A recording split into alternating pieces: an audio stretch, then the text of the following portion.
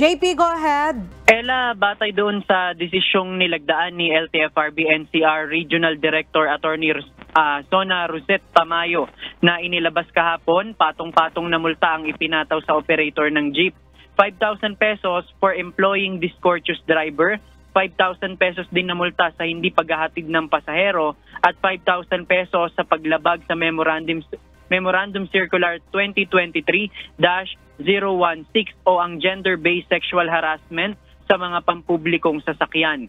Bukod dito, ang driver naman na namahiya ng pasahero na si Arneto Palisan ay inirerekomenda ng LTFRB sa Land Transportation Office o LTO na suspendihin ang driver's license.